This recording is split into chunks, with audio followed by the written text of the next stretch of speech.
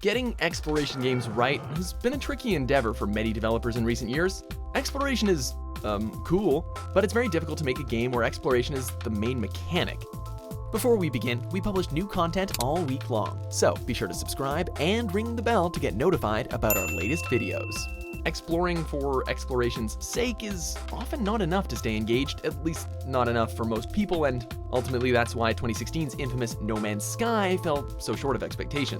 The player was expecting to explore a virtually endless, procedurally generated universe for the sake of exploring it, and there really wasn't much else to do.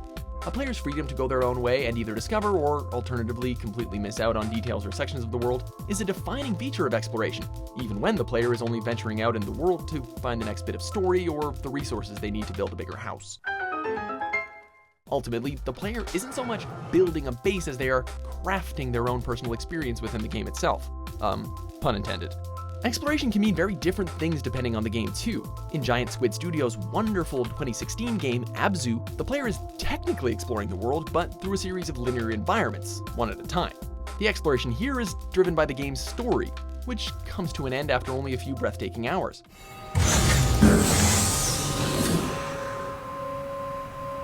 Then take Marcus, now a piece of shit person's 2011 phenomenon, Minecraft, where the player is dropped into a randomly generated open world sandbox and expected to build and build and build until the end of time. The game just keeps on generating new chunks of world for you. Both games involve exploration, but Minecraft, your experience is the story, where in ABZÜ the story is something you experience, if that makes sense.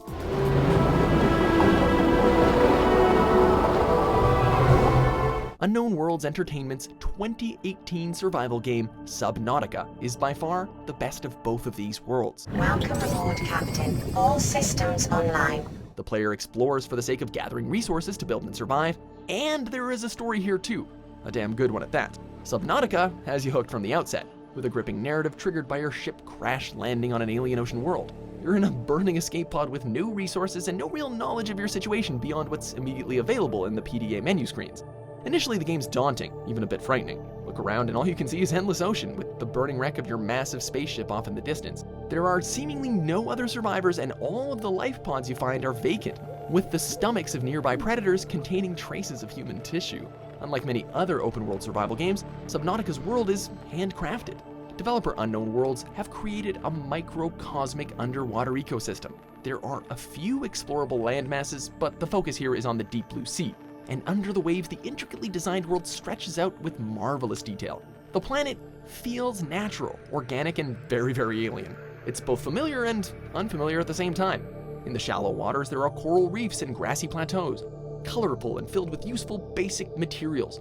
While the deeper you go, the more intriguing the environments become. You leave the creepvine forests and enter into dark caves filled with bioluminescent monsters, with creatures becoming larger, scarier, and angrier the more you explore.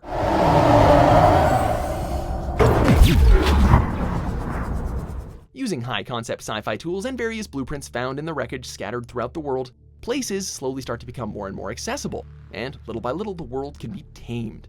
Subnautica gives the players lots and lots of reasons to get out there and explore the murky depths, as almost everything you can build here has a function. For example, you have a base near the surface, easy to fabricate solar panels that will give you enough energy for essentials like lights and oxygen production. But as you progress through the game, you're probably going to want outposts deeper down, and that necessitates other sources of energy. Then you've got things like scanner rooms, upgrade consoles, battery chargers, and all kinds of helpful gadgetry to make survival easier, but these require rare and harder to find resources. Everything you do basically relates to something else, with exploration being the central component to this gameplay loop. For example, when the game starts off, you can't dive very deep, swim very fast, or stay underwater for very long. Defending yourself isn't actually an option either, as much as you'd like to loot the wrecked ship off in the distance, it's too far away and the area is irradiated, so you're gonna need to find a rad suit. When you do manage to board the wreck, you'll find a whole host of new goodies that will open up the game even further through better tools and upgrades created with new recipes. Eventually, you're gonna unlock some pretty impressive equipment, like an underwater mech suit called the Prawn Suit, and of course a huge submarine that can be used as a mobile headquarters. Your goals are many, but working towards one always complements the others. You could play this game and not pay any attention to the story and just focus on building a really cool base and giving your submarine the best upgrades. But in doing so, you're naturally gonna stumble upon the alien ruins and begin to uncover the planet's mysteries.